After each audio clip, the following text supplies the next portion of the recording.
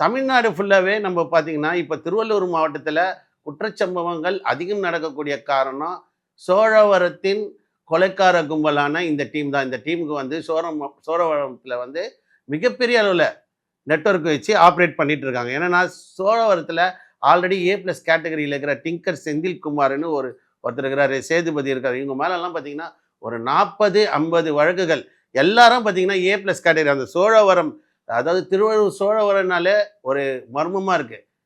இது வரைக்கும் யாருமே நம்ம சோழவரத்த பத்தி கேள்விப்பட்டதில்ல.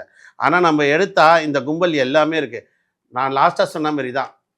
எப்படி இந்த தலைவர்கள கொலை பண்ண டீமுங்க வருது அப்படின்னு நம்ம பார்க்குறப்போ, சரி இதுல யார் யாரெல்லாம் கொலையில உழுந்துருக்காங்க?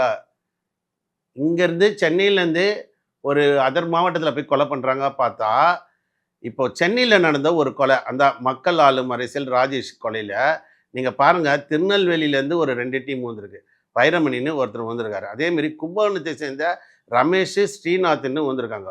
திருநெல்வேலி, கும்பகோணம் எங்க இருக்கு பார்த்துக்கங்க. அதேமாரி திருவள்ளூர்லேருந்து கிஷோர் வந்து வந்திருக்கான். கிஷோர் வந்து பூர்வீகம் வந்து திருவள்ளூர். அப்போ திருவள்ளூர்ல இருக்கிற கிஷோருக்கு சென்னையில இருக்கிற தலைவரை கொலை பண்ணணும்.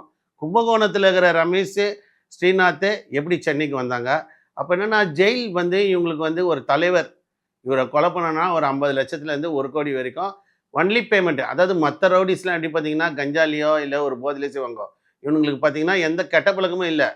ஒன்லி காசுக்காக கொலை பண்ணுறவங்க. நம்ம ஏன் சொல்லணும்? ஏன்னா பக்கத்தில் வேசார்பாடியில் இருக்கிற முருகேசன் அப்படின்றவருக்கு பிவி காலனி சேர்ந்த முருகேசனுங்கிறது காவல்துறை ரெக்கார்ட்லேயே இருக்குது.